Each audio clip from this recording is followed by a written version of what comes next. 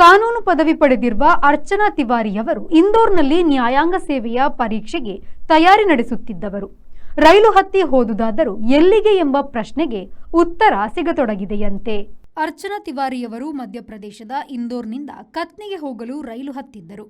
ರೈಲು ಭೋಪಾಲ್ ನಿಲ್ದಾಣ ತಲುಪಿದಾಗ ತಾಯಿಯ ಜೊತೆಗೆ ಮೊಬೈಲ್ನಲ್ಲಿ ಮಾತನಾಡಿದ್ದರು. ಬಳಿಕ ಅವರು ಸಂಪರ್ಕಕ್ಕೆ ಸಿಕ್ಕಿರಲಿಲ್ಲ. ಆಗಸ್ಟ್ 7ರಂದು ಅವರು ಏರಿದ ರೈಲು ಇಂದೋರ್ ಬಿಲಾಸ್ಪುರ್ ನರ್ಮದಾ ಎಕ್ಸ್ಪ್ರೆಸ್. ಭೋಪಾಲದ ಉಮರಿಯಾ ನಿಲ್ದಾಣದಲ್ಲಿ ಅರ್ಚನಾರ ಬ್ಯಾಗ್ ಕೇಳುವವರಿಲ್ಲದೆ ಬಿದ್ದಿತ್ತು.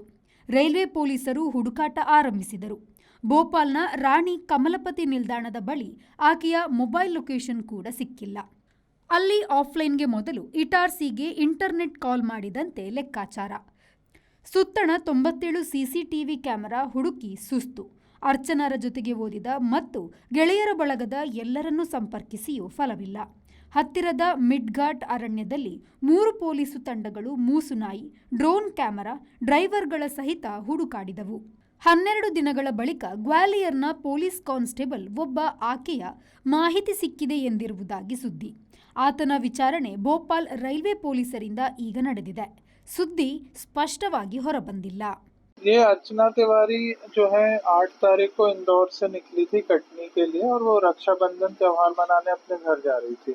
उसी समय जो यहाँ का आरक्षक था राम तोमर, उसने इनकी एक टिकट कराई थी बस से इंदौर से ग्वालियर आने की, बट वो ट्रेन से चली गई थी। भोपाल में इनका फोन बंद हो गया था और उसके बाद से ये लोकेट नहीं हो पाई थी, क्योंकि राम तोमर इनके संपर्क में था काफी समय से। तो राम तोमर से लगातार पूछताछ की जा रही है। अगर उसको इसके पते के बारे में पता हो तो उसका मोबाइल फोन वगैरह भी जब्त किया गया, उसकी फॉरेंसिक जांच की जा रही है। इसमें जीआरपी थाने में bureau report V4 news Indore.